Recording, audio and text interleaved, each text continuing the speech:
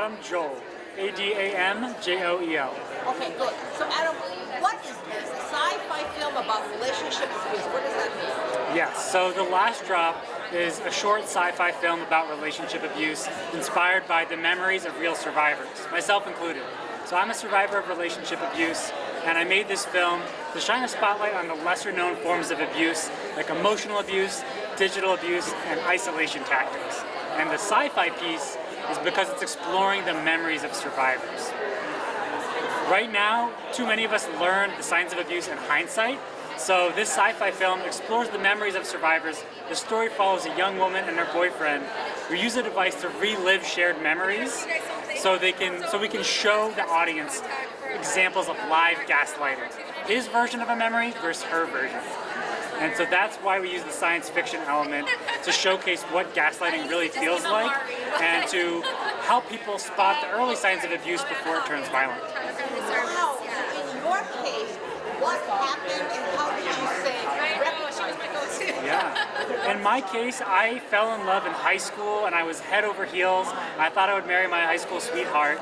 But I went this whole relationship where it was getting worse bit by bit. And that's why the film's called The Last Drop, is because abuse doesn't show up on the first date. Abuse is not something someone would list in their dating profile that they're abusive.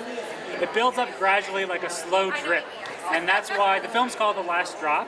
And when I had my wake-up call, I was already years beyond this, looking back in hindsight and pouring through memories. So this film is an exploration of memories in hopes that the future generation doesn't have to learn about abuse in hindsight. They can learn the signs in advance. Wow, learn signs in advance and then do what? What did you do to take it? Yeah, absolutely. So my goal was to turn my pain into purpose, so I'm using my story to help other people spot the signs of abuse in schools. I'm working with judges, advocates, professionals, all to create a village and a sense of community where people can talk about relationship safety when they're not in a crisis. So that's what I'm doing with my friends and family and loved ones now, is living that open baggage lifestyle where we're able to share about our relationships through the good and the bad. And I encourage other folks to do the same and seek safer, healthier relationships. So, final question, in your relationship, how were you abused? Can you share that? Yeah, absolutely. So in my experience, emotional abuse appeared in subtle ways.